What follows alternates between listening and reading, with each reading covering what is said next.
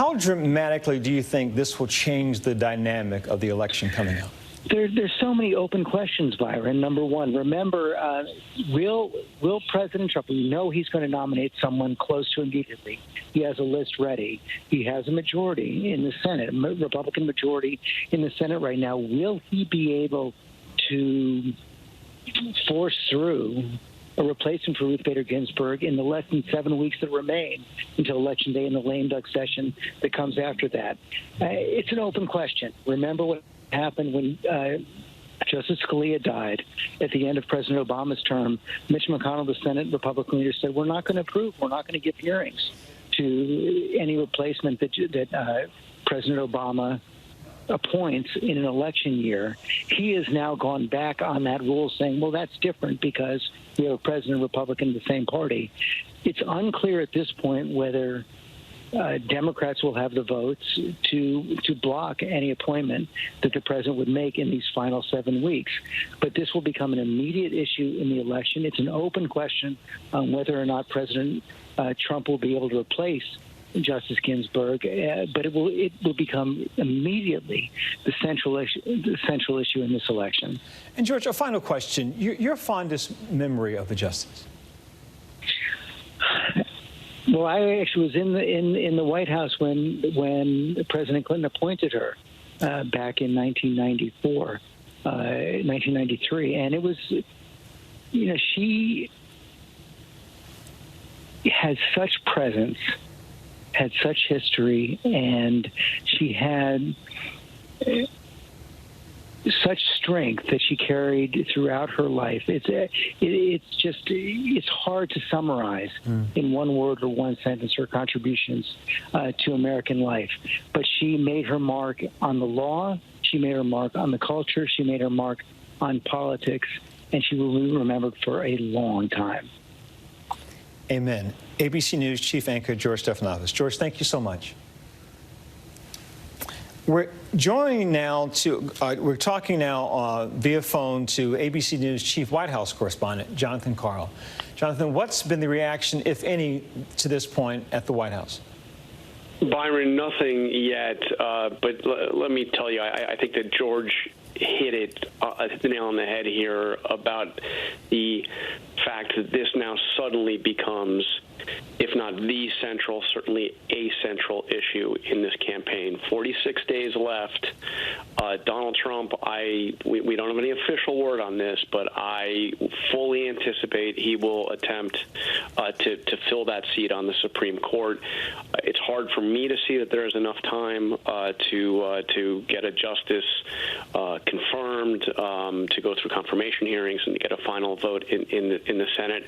But they will try, I believe, and this will be something that will be all-consuming in this campaign. She was obviously more than just a Supreme Court justice. She was an American icon. She was also the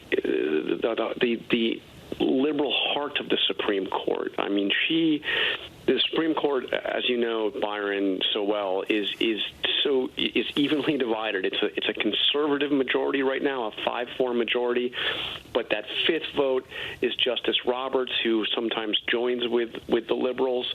And the idea of Donald Trump replacing the liberal core of the court with another justice like Kavanaugh or Gorsuch would tilt the court decisively, perhaps for a generation, to the right. And this is something that Democrats will fight with everything they have over the next 46 days. And John, we've known for a while now that she's had some serious health challenges, but was there any indication in and around the White House that this was imminent? The White House did not have any visibility, as far as I can tell, into accurately what the extent of her health issue was. But obviously, they knew that it was serious. And as you saw, that just recently, the president listed his potential Supreme Court nominees for future picks. Now, this is something he did in the last campaign, and this was something he was, this is part of his campaign, his message to the right. If I am reelected, I will promise you that I will pick my Supreme Court nominees if I get any from this list. So, look, they've been prepared for this eventuality, but I don't think that they had any more knowledge into her health condition than you or I did. And John, a final question. Do we expect to hear from President Trump or get any kind of word from the White House tonight?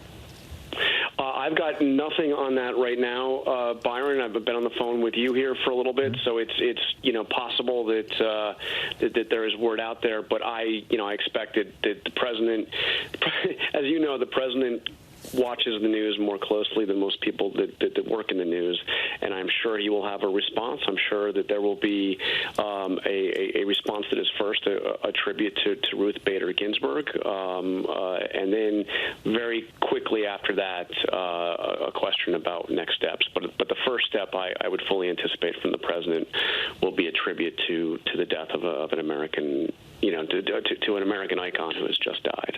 Jonathan Karl, ABC's chief White House correspondent, thank you so much, my friend. We're going to be joined now on the phone with Mary Bruce, our chief congressional correspondent. Mary Bruce, what's been the reaction on the Hill? Well, we are still, of course, keeping a close eye to see how Congress reacts. But, of course, everyone wondering, what are Republicans going to do next? The Republican leader in the Senate, Mitch McConnell, has made very clear that he will try to fill this seat, even though we are now under 50 days to an election. Timing here is going to be critical. They don't have a lot of time, just until transition in early January, to try and fill this seat. But Leader McConnell has made very clear that is his intention, even though, of course, it is the opposite of an argument that he made when there was the fight over trying to appoint Merrick Garland to fill this seat by Justice Scalia. In 2016, at the time, Mitch McConnell, of course, said that it would be up to voters to make that decision. But now he says this is a very different situation. He says it is a completely different game, essentially, because he says currently, of course, Republicans are in control of the Senate and of the White House. He says that changes the calculus. Democrats, though, say that is simply splitting hairs. They are going to try and delay this. And, of course, remember, because of the rules currently, Republicans they have the vote to fill this seat. But, of course, Democrats have the ability to try and delay and delay and delay. And I suspect that you will certainly see that. Trying to fill this seat, of course, is a potentially risky move for Trump and for Republicans. A lot of eyes now are on moderate Republicans. A handful of critical moderate Republicans, several incumbents who are in tight races. Could they potentially be swayed to try and oppose a rush to fill this seat? It, of course, just takes 4 votes to flip this, to try and block whoever the president puts forward. I think right now the Hill, much like the White House, as John Karl says, is simply trying to absorb this news, this tragic loss for the country. But, of course, everyone, given the timing of this now completely changes the calculus as we head into this election, and all eyes now on Senate Republicans and their next move. Mary, some news is just coming into us. ABC News has confirmed from several sources close to President Trump that he will put forward in the next few days the name of his nominee. That does not surprise me. Of course, we know that the president is eager to try and fill this seat, maintain the balance, or change the balance on the court, of course. This is, as we mentioned, a lengthy process. There is time to try and fill this seat, but this is not something that happens instantaneously. There, of course, you have hearings, you have a nominating fight, you have plenty of time, of course, for whomever is put forward to go through a certain vetting process. But Republicans, I suspect, are going to try and do their hardest to push through whomever the president may name. Mary, a final question. Any sense of what kind of nominee, certainly we know it'll be a conservative, what kind of nominee we expect the president will put forward? Well, he has, floated some names, but certainly, everyone is wondering exactly who this will be. We do know, of course, that it will be a very conservative justice. I suspect the president very interested in trying to change the balance. But it is just such a monumental decision, and he will have to pick someone who is not too controversial, someone, of course, who can potentially be confirmed in now what is a very short amount of time. And certainly we have seen his previous nominees face an intense scrutiny. Justice Kavanaugh's confirmation hearing it was something that I think was certainly not the way that the president and many expected it to go down. So if the president wants to do this quickly, it is going to have to be someone that Republicans can unite around, especially getting the support of vulnerable Republicans who are in difficult political positions right now. Mary Bruce, ABC's chief congressional correspondent, thank you so much. Joining us now via phone is Kate Shaw, longtime Supreme Court correspondent. Kate, your reaction to this news, and what are you hearing from your sources at the Supreme Court? Well, I share the sense that George and others have voiced that this is just a huge upheaval in American law, in American life, that she was a giant. And so I think we are all still absorbing the news. Although, of course, everyone knew that she was sick and was undergoing treatment for cancer. She did appear in public as recently as a week and a half ago. So she did appear to be, in decent health. So I think that this did take many by surprise. I mean, one thing I think we should say is that there are a lot of questions so Roe versus Wade is something that no one has mentioned yet, and that is a decision that very much is hanging by a thread. There's an evenly divided Supreme Court with 4 staunch conservatives. There were until today 4 liberals.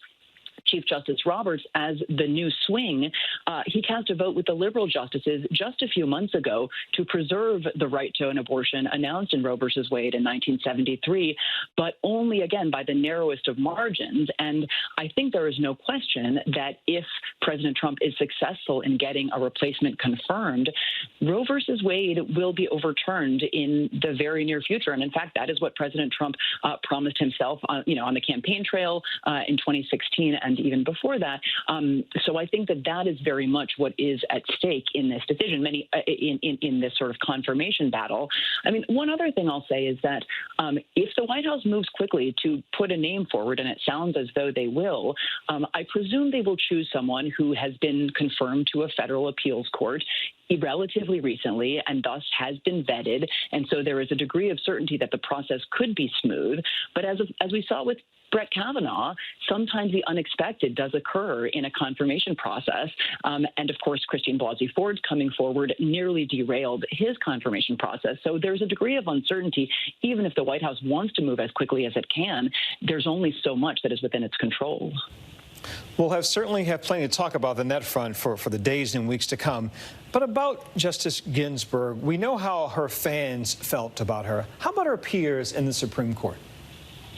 Well, she was fierce. I would say her colleagues on the court, the lawyers who argued before her, knew that when you were discussing anything with Justice Ginsburg, you had to bring your A game because she was the most prepared, the most well-read, the most precise in her thinking and her analysis. She had very high standards for everyone around her, very high standards for herself. But I think because she imposed those same kinds of standards on herself, she was beloved and respected by virtually everyone who came into contact with her. I mean, she was famously close with Justice Antonin Scalia, who, of course, died in 2016. Though they disagreed on just about everything in American law, there was a degree of mutual respect and affection because they were both just, such craftsmen and such. They were both at sort of the top of their respective games, and they had a warm personal relationship. I'm not sure she was as close to all of her colleagues on the court as that, but I think they all had a great deal of respect for her. And, just the American legal profession in general, she sort of was in a category of her own. Even before, in the last few years, she became this kind of icon in the wider culture, particularly to young people, right, who really embraced the notorious RBG. Kate Shaw, thank you so very much. For a final word, we're going to go back to ABC's chief anchor, George Stephanopoulos. George, for your final thoughts on this incredibly sad evening for our nation. Batten down the hatches, Byron. This is something we've never seen before. We are now less than 7 weeks from a presidential election.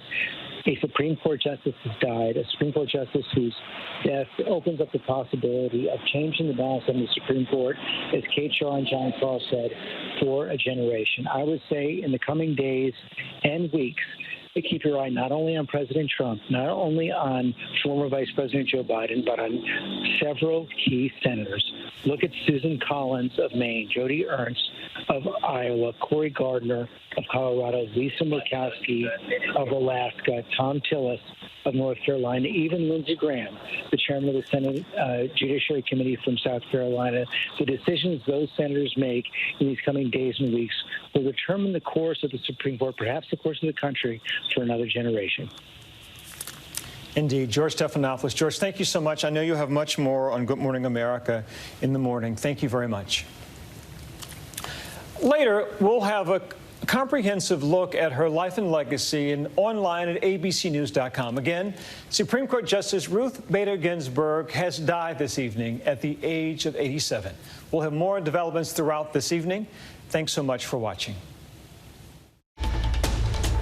This has been a special report from ABC News.